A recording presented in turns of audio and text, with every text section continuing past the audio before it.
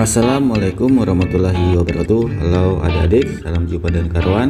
Kali ini kita akan membahas soal-soal latihan TOBK AKM untuk kelas 3 dan 4 SD. Oke, biar tidak berlama-lama, kita langsung saja bahas soalnya. Cekidot. Oke, kita langsung bahas soal nomor 1. Yang pertanyaan pertama ini ya. Jadi ada bentuk daerah yang diarsir ya. Pertanyaannya, Andi mendapat kue 3/7 bagian.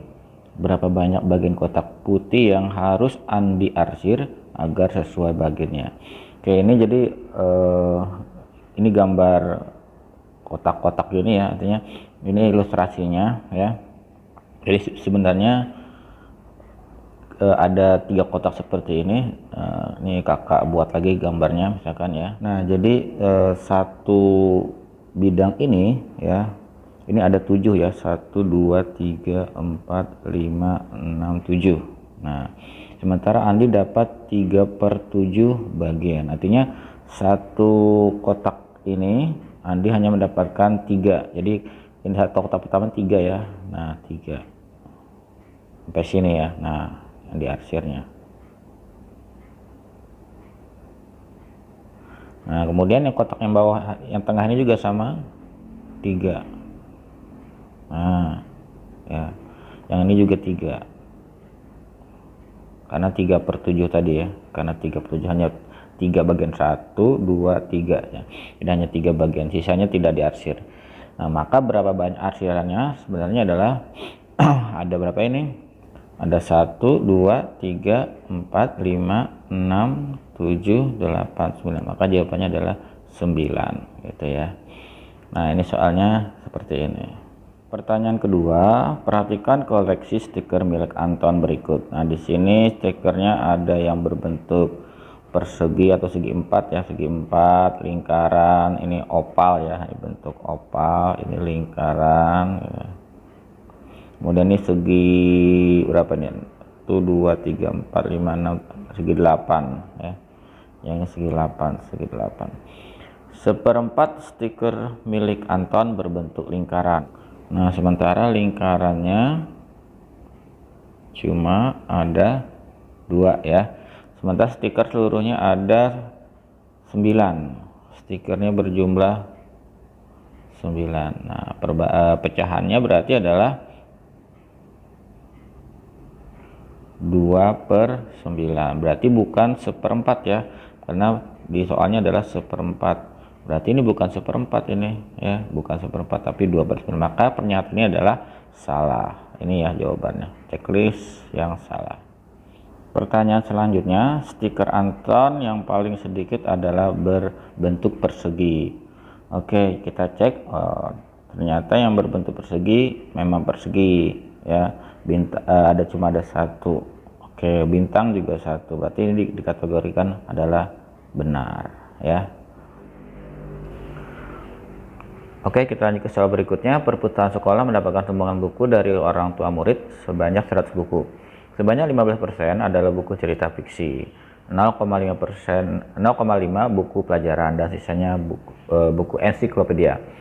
Pertanyaannya pertama, berapa bagian dari semua buku yang disumbangkan merupakan buku ensiklopedia? Ini soal pilihan ganda. Jadi jumlah bukunya ada 100 ya. Terus buku fiksinya, cerita fiksi ya, ada 15% atau 15/100 kali 100 buku. Nah, coret, maka ada 15 buku ya. Sementara untuk buku pelajaran ada 0,5 ya. 0,5 itu artinya 1/2. Nah, gitu ya. Dikali 100 buku. Berarti coret 50, maka ada 50 buku ya. Nah, ini sudah ada berapa buku nih? Semuanya sudah 15 tambah 50 berarti 65 buku. Nah, sisanya adalah buku ensiklopedia. Sisanya berarti tinggal 100 dikurang 65 sama dengan 35. Nah 35 itu berapa bagian? Artinya bagiannya adalah 35 per 100 ya. Berarti kita sama-sama bagi 5 ke 7 per 20. Maka jawabannya adalah 7 per 20 bagian. Berarti yang A gitu ya. Pertanyaan selanjutnya, jumlah buku ensiklopedia yang disumbangkan sebanyak titik-titik buku. Oke, berarti tadi hasil perhitungannya berapa? Iya, sebanyak 35 buku. Ini jawabannya. Oke. Soal berikutnya, gambar berikut menunjukkan posisi rumah Alika yaitu pada koordinat D2. Jadi ini D ya, D, ini 2. Nah, ini rumah Alika ya. Posisinya di situ. Setiap satu kotak bersama dengan 1 km. Oke, jadi satu kotak ini semua bernilai 1 km ya. Untuk pergi ke pasar, Alika menempuh 5 km ke arah timur dan 4 km ke arah selatan. Di manakah letak pasar pada peta tersebut? Oke. Jadi pertama arah timur. Arah timur berarti yang ini ya, ke arah kiri 5 km, berarti 5 kotak.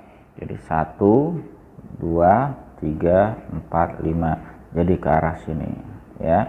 Kemudian 4 km ke arah selatan. Selatan itu ke bawah ya, 4 km. Berarti 1 2 3 4. Maka letaknya ada di sini ya pasarnya. Nah, 4 di sini. Berarti jawabannya mana?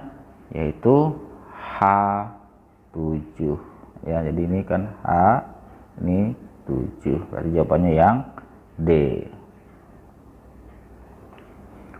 Pertanyaan berikutnya, bila letak sekolah Alika di kotak J5, maka Alika untuk pergi ke sekolah melalui rute 3 km ke arah timur dan 6 km ke arah selatan. Oke, jadi kalau J5 letaknya di sini berarti ya sekolahnya. Nah, di sini kita cek dari rumah Alika berapa kilometer? 1 2 3, berarti 3 km arah timur ya. Kemudian 1 2 3 4 5 6 ya, pas ya, jadi 6 ya, 6 kotak, 6 km arah selatan. Maka pernyataan ini adalah benar, centang yang benar. Oke, nah gitu caranya adik ya. Soal berikutnya, perhatikan garis bilangan berikut. Oke, di sini ada garis bilangan dengan ada titik-titiknya, setiap titik ada nilainya 1/4, A 3/4, 1, B 3/2, 7/4, 2, 9/4, C 11/4. Pertanyaan pertama, nilai A adalah 1/2. Benar atau salah? Oke, kita cek ya. Jadi di sini kan 1/4 ya, 1/4, di sini 3/4. Maka penyebutnya 4. Jadi tengah-tengahnya berurutan ya, 1 2 3. Nah, 2/4 kita sederhanakan. Jadi dibagi 2, 2 bagi 2 1, 4 bagi 2 2. Maka nilainya adalah setengah. Betul ya? Maka pernyataannya adalah benar. Pertanyaan selanjutnya adalah nilai B adalah, oke. Nah, kita tinggal urutkan dari adik. Jadi tadi 1/4, 2/4, 3/4, ini 4/4, 5/4, 6/4, 7/4, 8/4, 9/4, 10/4, 11/4. Nah, dari sini udah kelihatan berapa nilai B?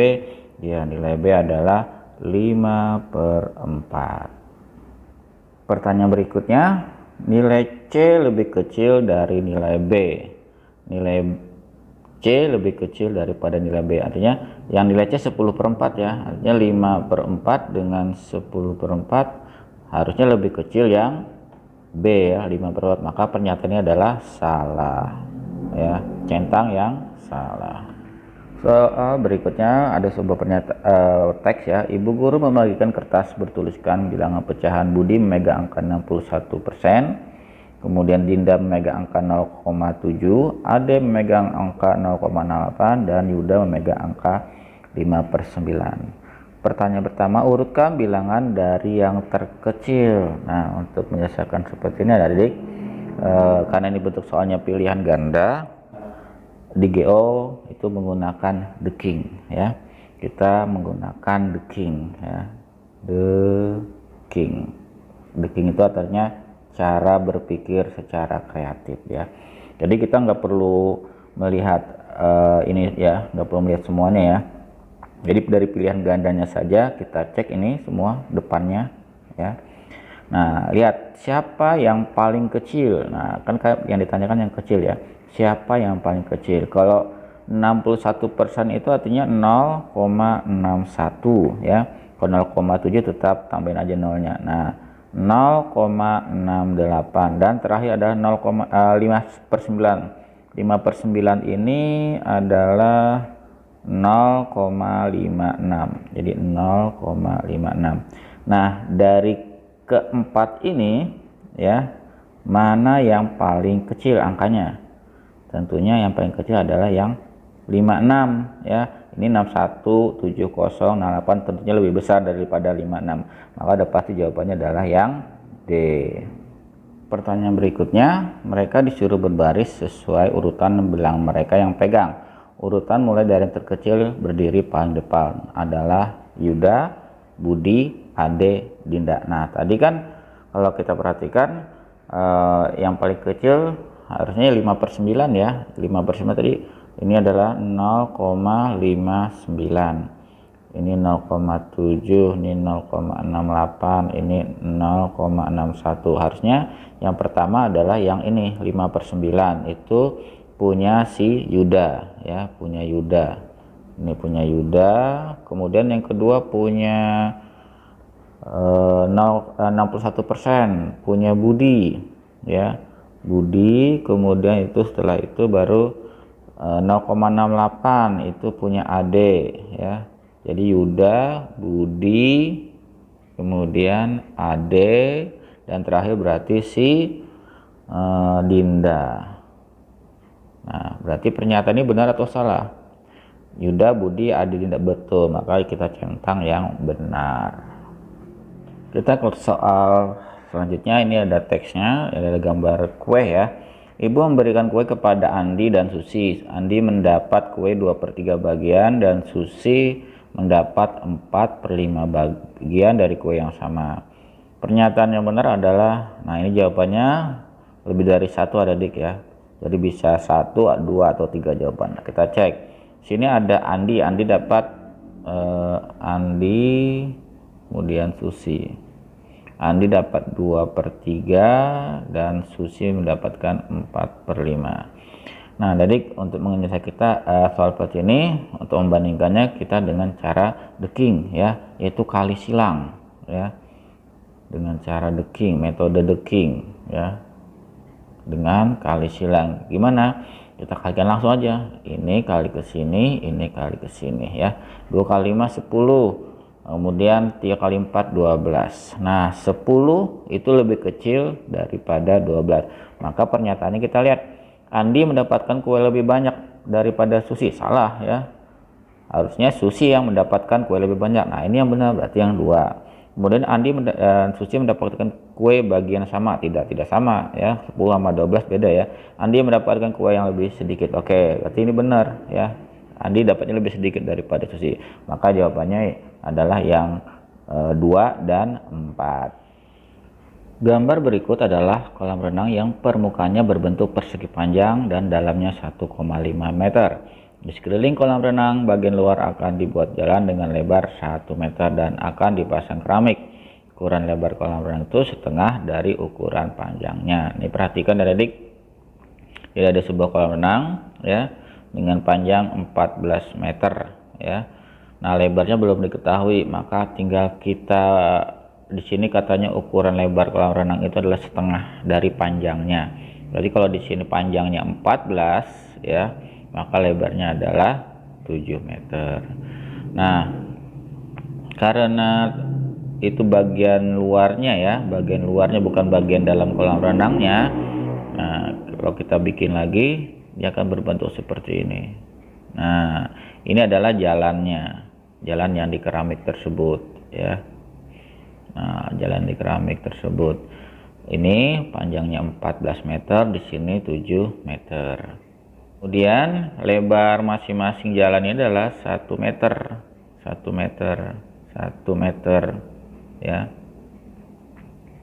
ini juga 1 meter, maka otomatis 14 ini dikurangi 1 kurangi 1 dikurangi 2 berarti ya, jadi panjang yang dalam ini adalah 12 meter. Nah sementara yang lebar yang dalamnya adalah 7 dikurangi 2 juga ya, ini kurangi 1 meter di sini, jadi 7 kurang 2 5. Nah maka luas yang bagian dalam ini kolam renangnya ya, maka luasnya adalah panjang kali lebar, yaitu 12 kali 5 sama dengan 60, maka jawabannya adalah 60.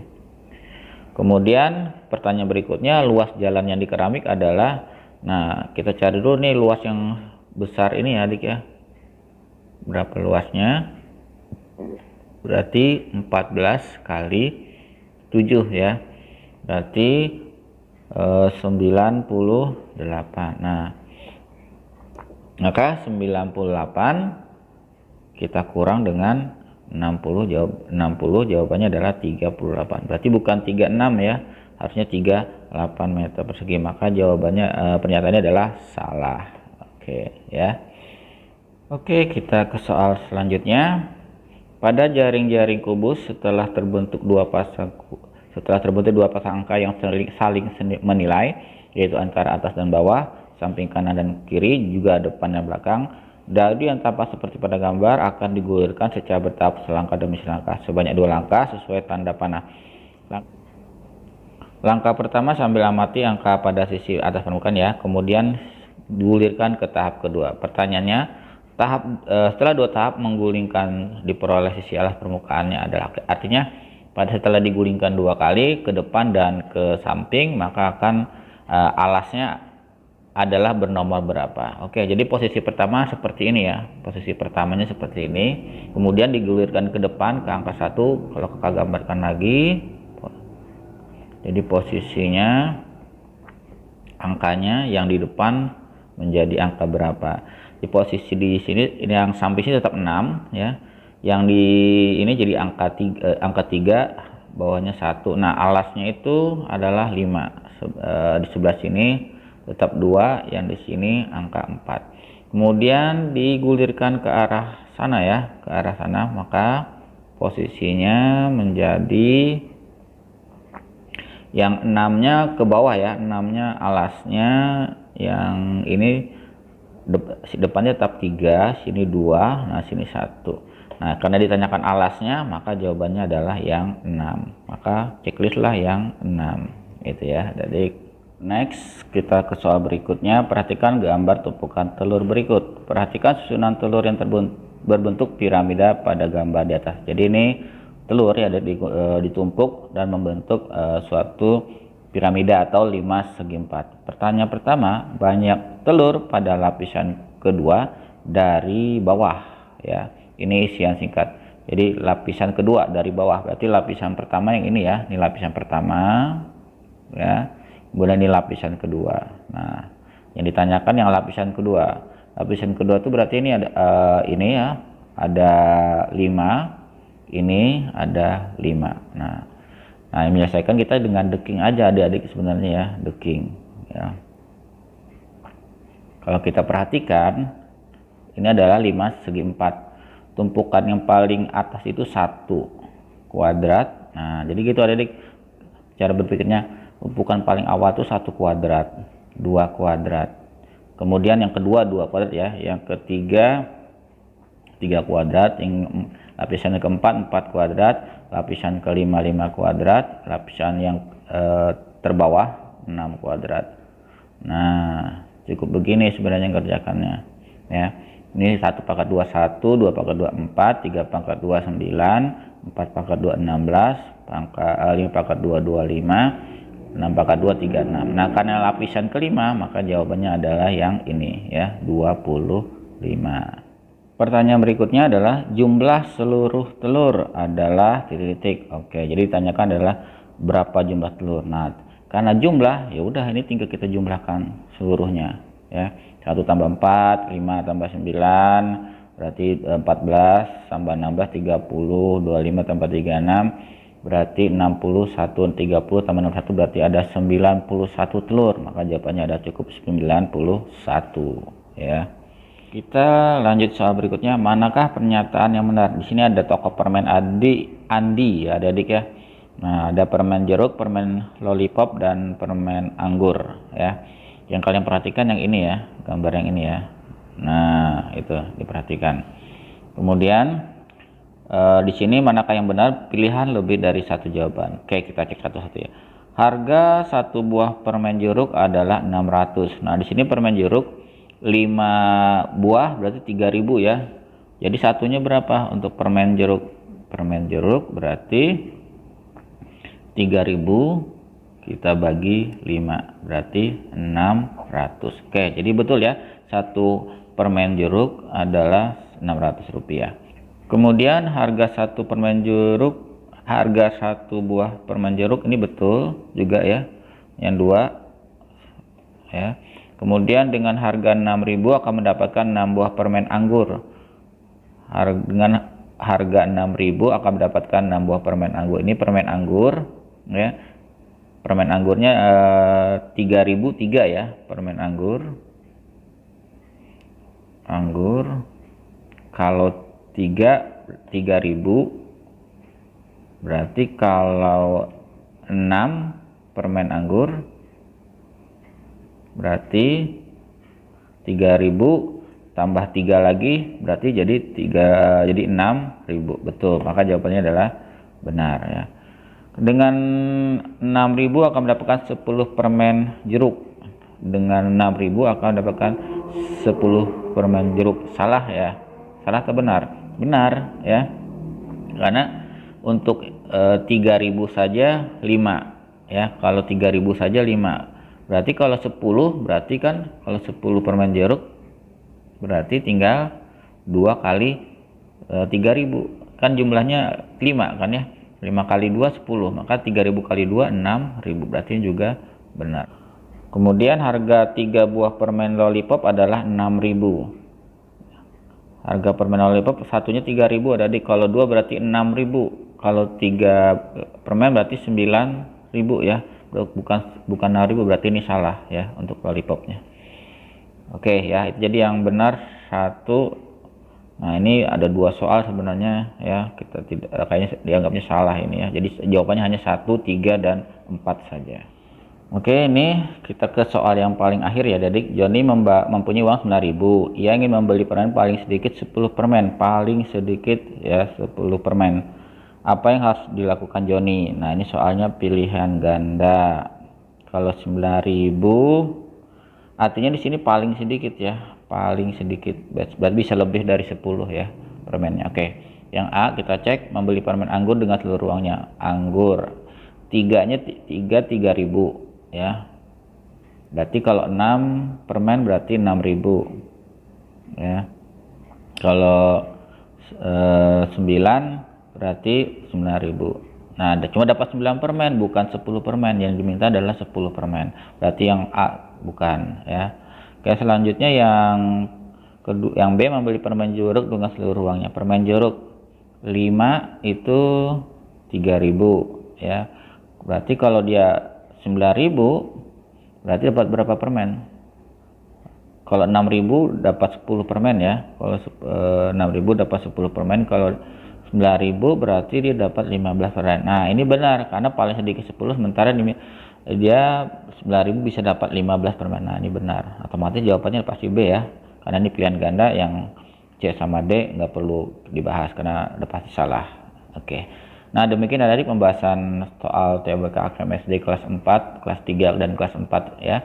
Jadi ini bisa kalian jadi bahan pembelajaran buat kalian ke depannya. Nah, mudah-mudahan bermanfaat. Dari kakak, terima kasih banyak atas perhatiannya. Wabillahi taufiq wal hidayah. Assalamualaikum warahmatullahi wabarakatuh.